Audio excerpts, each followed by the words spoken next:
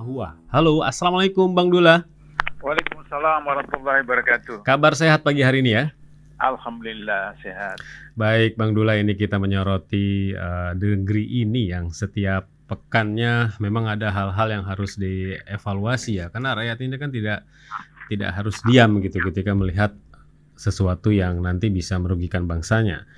Ini di beberapa pekan ini emang ada drama sepertinya ya dari Universitas Indonesia. Drama terakhir itu ya rektornya akhirnya mundur dari wakil komisaris utama di BUMN itu ya. Jadi banyak juga yang tidak menyangka gitu ketika sudah muncul perubahan statuta dengan tanda tangan dari presiden yang membolehkan rangkap jabatan, akhirnya ini malah mundur. Pengamat akhirnya membuat analisa lain lagi. Tapi di sini kami ingin mengangkat Bang Dula, rangkap jabatan itu sebenarnya yang dikhawatirkan oleh banyak orang kan berpotensi korupsi. Dan yang paling intinya adalah masalah bagi keadilan sosial. Bagaimana Bang Dula melihat masalah ini? Ya, pertama bahwa kenapa rangkap jabatan itu dihindari. Pertama ada yang disebut dengan COI, Conflict of Interest. Karena konflik interest itulah maka kemudian lahirlah apa yang disebut dengan KKN, korupsi, kolusi, nepotisme. Kalau orang sudah merangkap jabatan berarti dia sudah punya niat untuk menguasai beberapa lapangan kerja. Berarti disitulah unsur COI-nya, konflik of interest.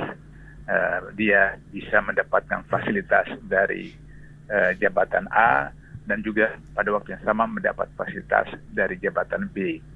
Nah, itu yang dimaksud dengan COI yang melahirkan korupsi dan karena itu dilarang. Yang kedua, dengan rangkap jabatan berarti itu mengambil posisi orang lain.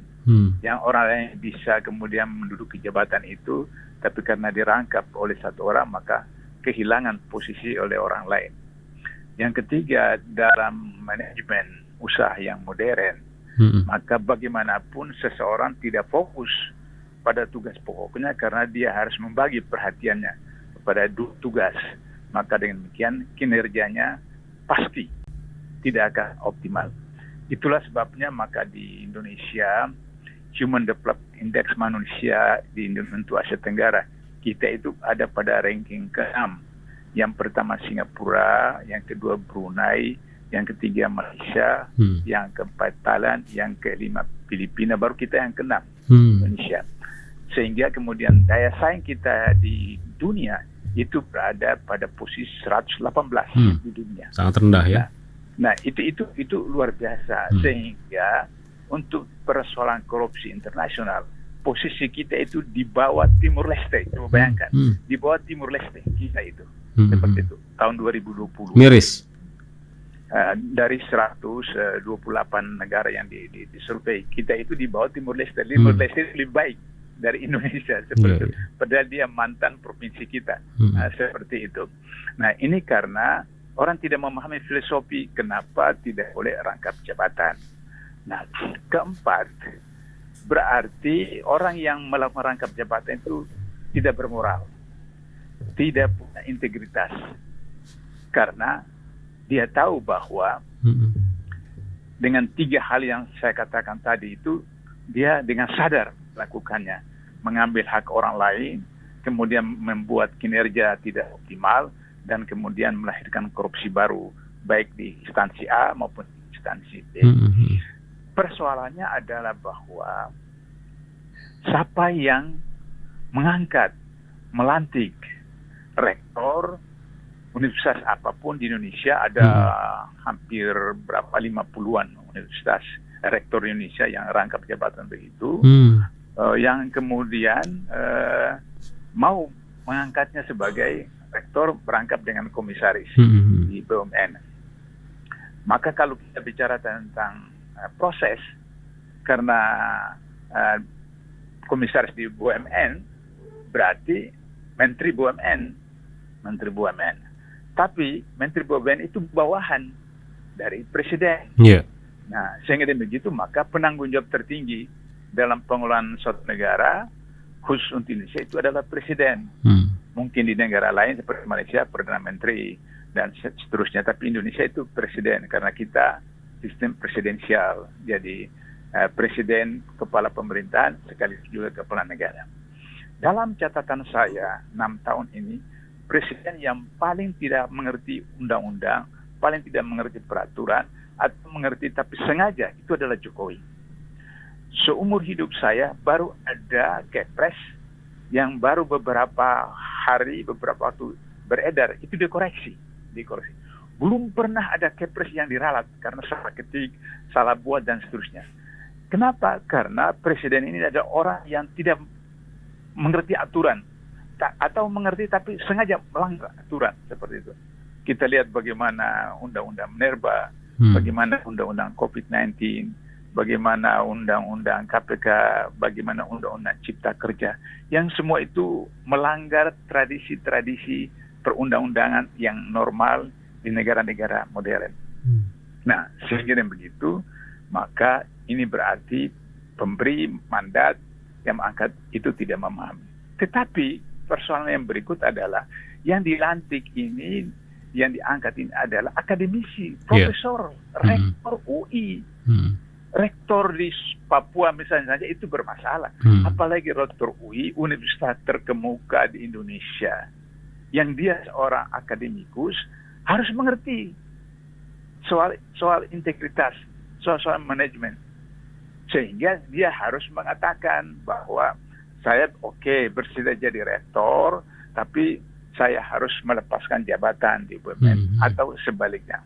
Kalau beliau mau jadi sukarelawan, maka bisa saja bahwa dia tidak terima gaji, tidak terima fasilitas dari BUMN sebagai komisaris, jadi semacam sukarelawan.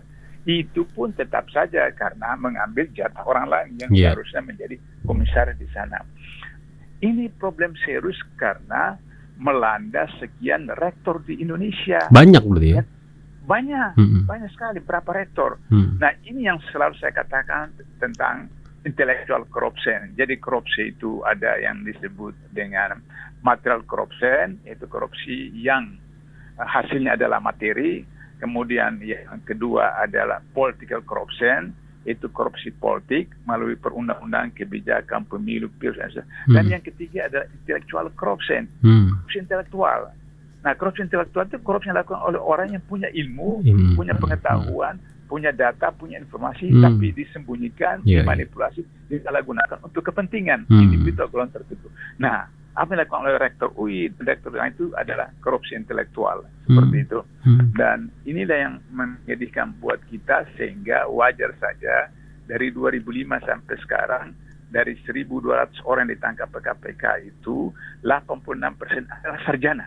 86% itu sarjana, ada S1, ada S2, ada S3, ada profesor. Ada profesor juga. Ada guru besar. Nah, ini yang menjadikan. Jadi tidak ada pilihan lain setelah kemudian sudah diketahui reaksi dari BEM kemarin sebagai Presiden of Lip Service, dan kemudian setelah itu, tapi ada aneh, saya mau singgung sedikit. Kalau misalnya mau hancurkan KPK, itu terbitkan Perpu. Mau bubarkan HTI, terbitkan Perpu. Tapi untuk mempertahankan Rektor UI, justru kepresnya yang diperbaiki, bukan rektornya yang diberhentikan seperti itu. Nah, setelah reaksi keras baru saya dengar bahwa beliau mundur dari komisaris, tapi itu sudah terlambat. Perasaan keadilan rakyat dan masyarakat seterusnya sebagai seorang akademikus, seorang guru besar, seorang rektor universitas terkemuka di Indonesia. Itu Mas Angga soal rektor UI. Sebagian masyarakat melihat muaranya ini kan ke pemerintah. Namun juga jangan dilupakan ketika tim revisi statuta UI ini kan jadi yang menentukan perubahan statuta itu di September 2020, rektor UI-nya sendiri dipimpin langsung oleh rektor UI dibantu dengan 11 orang yang mewakili rektorat. Ada senat akademik, ada juga guru besar. Jadi idenya memang sudah muncul dari para akademisinya. Jadi menyinggung mengenai korupsi akademisi, Ini kalau misalkan serentak atau tadi bisa dikatakan banyak di Indonesia, bagaimana Ya, ini, masuk ke ranah pendidikan dan ranah, akademisi ini Bang Dullah? ya itu yang tadi saya katakan intellectual corruption itu, Mhm karena mhm. ketika korupsi sudah masuk ke dunia akademisi, dunia perguruan tinggi, memang itu luar biasa. Mmm, Katakanlah misalnya amandemen Undang-Undang 45. Amandemen Undang-Undang 45 dan kemudian semua akademisi di seluruh Indonesia, rektor-rektor, apa namanya dekan-dekan baik bidang politik maupun bidang hukum itu menerima amandemen Undang-Undang 45 di mana ada dilakukan pilkada, ada dilakukan pilpres dan seterusnya, itu bertentangan dengan sila keempat mhm, dari Pancasila. Sila mhm keempat mhm, Pancasila mhm. itu adalah kerakyatan yang dipimpin oleh hikmat, kebijaksanaan, dan Kebijaksanaan. permusyawaratan Mhm, perwakilan.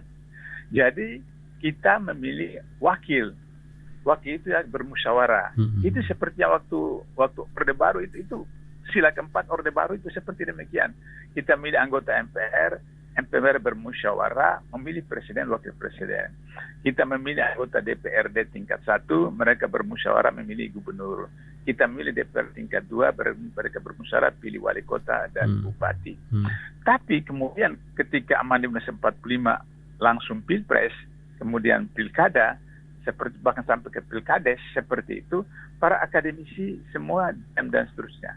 Kenapa? Karena saya musuh besar Soeharto, saya mhm, mhm, dikejar-kejar, mhm, dipenjara dan seterusnya. iya. Tapi saya harus objektif mengatakan bahwa pada zaman Mhm Orde mhm, Baru, mhm, undang-undang yang dilahirkan itu relatif baik dari segi naskah akademisnya. mhm, mhm, Bahwa kemudian aplikasinya itu menyimpang, itu lain bab. Tapi naskah mhm, mhm, akademisnya bagus. mhm. Kenapa?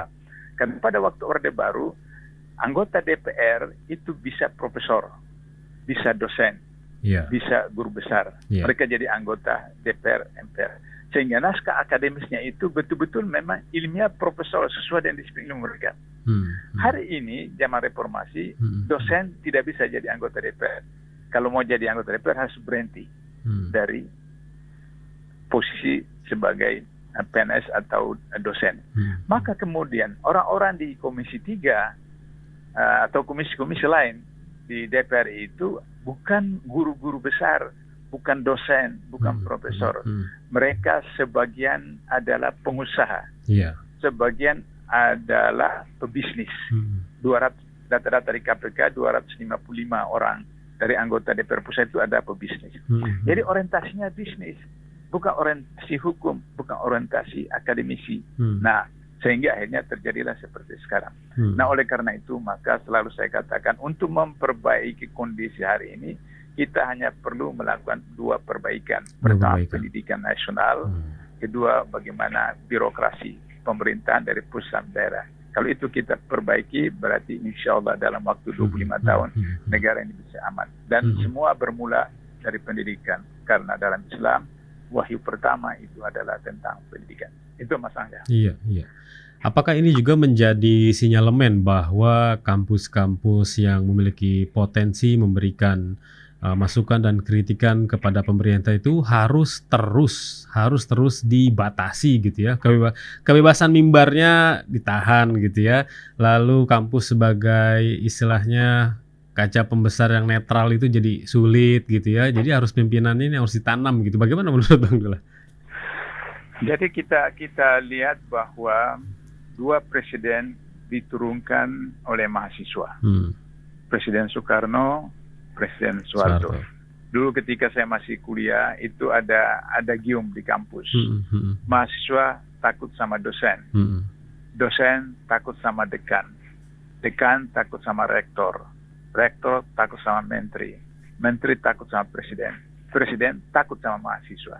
Dan itu faktanya adalah bahwa Soeharto diturunkan oleh mahasiswa.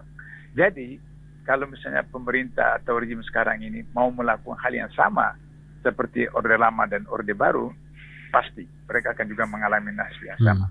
Nah, oleh karena itulah maka saya selalu mengatakan dalam berbagai kesempatan bahwa jangan kita mempunyai kebiasaan menurunkan presiden tidak melalui jalur konstitusional. Tetapi kalau pemerintah, presiden atau rejim itu sendiri menciptakan suasana untuk kemudian terjadinya air bah. Jadi ini filosofi air bah. Jadi kalau misalnya pohon-pohon tebang, kemudian saluran air dicegat dan seterusnya, maka air itu kemudian menjadi air bah. Air bah itu kemudian apapun yang ada di depannya dia akan langgar, dia hancur dan seterusnya. Itulah yang terjadi pada peristiwa 67 Soeharto diturunkan dan peristiwa 98 Soeharto diturunkan. Jadi kalau rejim ini mau mengulangi pola yang sama seperti Orde Lama dan Orde Baru, mereka juga akan dilanda oleh air bah. Oke, sementara ini mungkin mahasiswa masih seperti ini karena pimpinan-pimpinan mereka beberapa itu dibayar, ormas-ormas Islam, ormas-ormas nasional dan seterusnya, sementara yang diam karena mereka dibayar. Tapi cepat atau lambat ada generasi-generasi baru, generasi muda, mahasiswa, pelajar yang masih mempunyai idealisme, dilahirkan oleh orang-orang tuanya yang idealisme, itu akan berkembang dan kemudian mau dan tidak mau akan terjadi perubahan. Nah, oleh karena itu maka saran saya agar supaya pemerintah tidak usah melakukan pembatasan, tapi memberikan saluran kanalisasi. Saya ingat Umar Ibn Khattab ketika menyampaikan pidato pelantikan sebagai khalifah, sedang membicara pidato, berdiri seorang pemuda, keluarkan pedangnya, dihunus pedangnya. Wahai Umar, pedang ini akan meluruskan engkau jika engkau keluar dari Quran dan Sunnah. Umar bukan marah, bukan suruh tangkap dan seterusnya. Umar terima kasih anak muda, saya akan perhatikan. Nah, jadi tanpa kritik, tanpa koreksi, maka seorang pemimpin, seorang pejabat, satu pemerintahan tidak bisa tahu apakah dia kinerjanya sudah berjalan, apakah kinerjanya sudah tercapai, apakah dia melakukan kesalahan atau tidak. Tidak bisa, karena kita manusia. Nabi saja dalam kedudukan sebagai Nabi pernah dikoreksi oleh para sahabat. Ketika Perang Badar, kemudian Nabi perintahkan buka kemah, maka Salman Al-Farisi, seorang prajurit biasa, itu kemudian bertanya kepada Rasulullah, ya Rasulullah, apakah berhenti di sini? Ini wahyu atau atas keinginan Rasul sendiri? Kata Rasulullah, keinginan sendiri. Kata Salman Al-Farisi, kalau begitu saya usulkan di tempat sana ya Rasulullah. Kata Rasulullah, kenapa di sana? Kata Salman Al-Farisi, di sana itu ada mata air. Di padang pasir, siapa yang menguasai mata air, dia akan memenangkan peperangan. Dan Rasulullah terima dan dipindahkan ke sana. Dan bukti sejarah Perang Badar dimenangkan oleh umat Islam. Nah, jadi ini fakta-fakta sejarah. Nabi saja dikoreksi, Nabi saja dikritik, Nabi saja diberi saran. Nah, apalagi kita yang tidak punya kualitas setai kuku pun dengan para nabi, dengan para sahabat. Kalau kita merasa kalau ada yang kritik kita dianggap itu radikal, yang dikritik kita kemudian kita menggunakan undang-undang ITE dan seterusnya. Padahal undang-undang ITE itu bukan maksudnya untuk menghambat orang melakukan kritik, tidak. Undang-undang ITE itu maksudnya agar supaya secara proporsional tidak terjadi fitnah dan seterusnya. Kalau orang menyampaikan fakta data berdasarkan naskah akademis, kenapa harus dilarang? Misalnya tentang kasus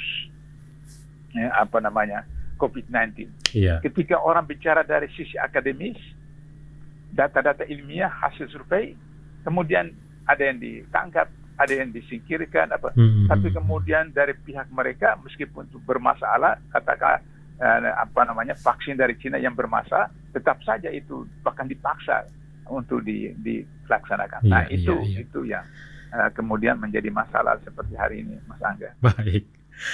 Bang Dullah, kita juga ini kan menyoroti nih kemarin ketika ombudsman gitu ya, pimpinan KPK ini kan diminta untuk melakukan koreksi dan segera memproses alih status pegawai KPK. Nah, ini Ombudsman RI, sebuah lembaga negara yang bertugas mengawasi pelayanan publik, menegaskan ada penyimpangan dalam TWK. Nah, bagaimana Bang Dullah melihat hasil temuan dari Ombudsman ini? Jelas itu prinsip-prinsip pelayanan publik, khususnya untuk KPK. Di KPK itu pertama ada PP nomor 63 tahun 2005 tentang manajemen SDM KPK.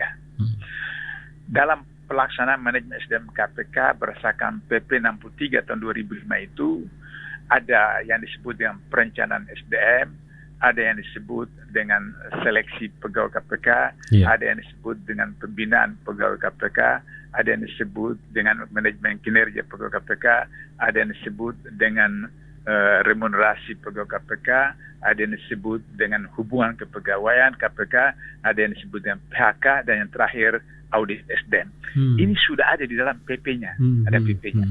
Jadi ketika ketua KPK, pimpinan KPK, deputi direktur apapun melakukan kegiatan di luar PP ini, itu adalah sudah melakukan pelanggaran. Sehingga demikian, maka itu yang disebut dengan maladministrasi. Satu, itu prinsip pertama dulu.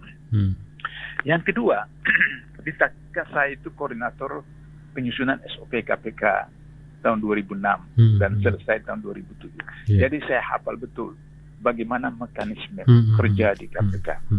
Sehingga dengan begitu, maka ketika pimpinan KPK melakukan sesuatu yang bertentangan dengan SOP yang ada, maka itu termasuk maladministrasi. Nah, sehingga dengan begitu, persoalan ketiga kita lihat bahwa di dalam amandemen Undang-Undang KPK kemudian disebutkan harus menjadi ASN, tapi tidak ada ketentuan yang mengatakan baru harus mereka ikut TWK. Dalam pembicaraan antara pemerintah dengan Komisi 3 ketika membahas Undang-Undang nomor 19 tahun 2019 tentang Undang-Undang KPK yang baru itu, disepakati antara Komisi 3 dengan pemerintah bahwa pertama, tidak boleh ada pemberhentian. Itu pertama. Tidak boleh ada pemberhentian pada pegawai. Yang kedua, penghasilan yang sudah dimiliki pegawai KPK sekarang tidak boleh diturunkan. Sebab kenapa?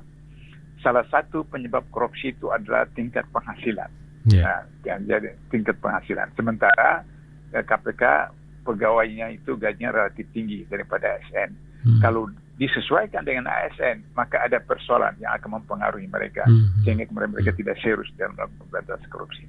Itu kesepakatan antara Komisi 3 dengan pemerintah. Kemudian putusan MK di dalam judicial review terhadap Undang-Undang KPK yang baru, itu putusan MK juga mengatakan tidak boleh ada pemberhentian. Tidak boleh ada pemberhentian.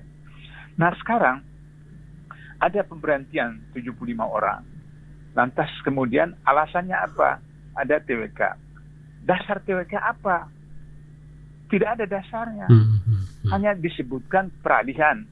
Bukan ada TWK. Saya pernah jadi pansel pimpinan KPK. Pernah jadi pansel dalam satu kementerian. Saya tahu soal-soal terhadap calon-calon pimpinan KPK itu, di mana soal-soal itu disusun oleh BIN, disusun oleh TNI Angkatan Darat, dan disusun oleh BKN.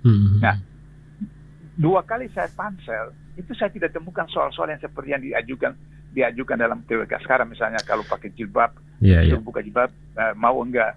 Kalau kamu kenapa jombo belum mau enggak jadi istri kedua dan seterusnya. Tidak ada seperti begitu. Tidak seperti begitu.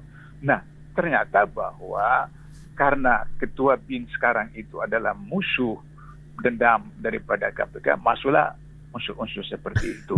Maka terjadilah seperti itu. Maladministrasinya adalah bahwa semua kebijakan di KPK itu harus diputuskan oleh 5 pimpinan secara kolegial. Undang-undang mengatakan pimpinan KPK itu adalah kolegial. Ternyata 3 dari pimpinan KPK itu tidak tahu menahu.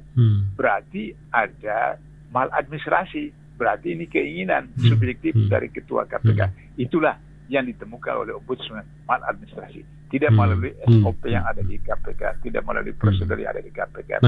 Sehingga dengan begitu, maka saya berharap bahwa nanti Ombudsman bisa mengemukakan itu secara terbuka, dan Komnas HAM yang juga sedang menangani aduan daripada para tenaga-tenaga pegawai KPK yang perempuan karena hak asasi mereka dilanggar, itu bisa kembali kepada rel yang sebenarnya. Begitu Mas Angga. Bang Dullah, kira-kira apa yang terjadi bila KPK, pimpinannya KPK ini mengabaikan temuan Ombudsman ini soal TWK?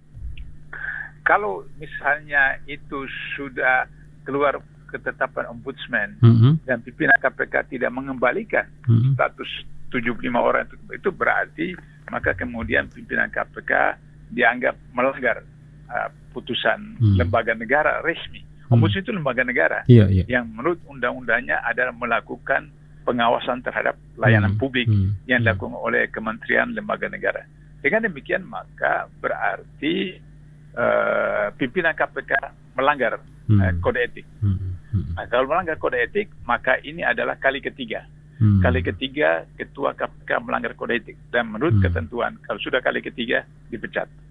Nah, untuk itu maka kemudian kalau presiden tidak mau kehilangan muka, karena presiden yang menokohkan Firly sebagai ketua KPK, segera harus presiden memerintahkan, meskipun sebenarnya presiden sebagai kepala negara ya, bukan sebagai kepala pemerintahan. Presiden sebagai kepala pemerintahan tidak berhak untuk memerintah KPK. Dia hanya bisa berhak memerintah polisi, jaksa. Tapi kalau presiden sebagai kepala negara punya wewenang untuk bagaimana menata lembaga-lembaga kementerian di bawah pemerintahan yang sekarang. Sehingga kemudian presiden sebagai kepala negara meminta agar supaya KPK mengembalikan 75 orang itu pada posisi yang sebenarnya. Jika tidak, maka kemudian presiden sebagai kepala negara yang mengangkat pimpinan KPK bisa kembali mencabut SK terhadap pengangkatan pimpinan KPK tersebut. Itu jalan keluarnya, Mas Angga. Rekomendasi Ombudsman, tapi ini wajib dijalani oleh lembaga tersebut ya, Bang Dullah ya? Oh iya, harus. Karena itu lembaga negara. Tinggal kita nanti melihat sikap dari pemerintah itu. Bagaimana ini tindak lanjut yang akan dilakukan. Iya. Baik, Bang Dullah, terima kasih banyak ini dialognya di pagi hari ini. Semoga selalu sehat. Kita jumpa lagi Jumat depan, Bang Dullah. Terima kasih. Assalamualaikum. Baik. Waalaikumsalam warahmatullahi wabarakatuh.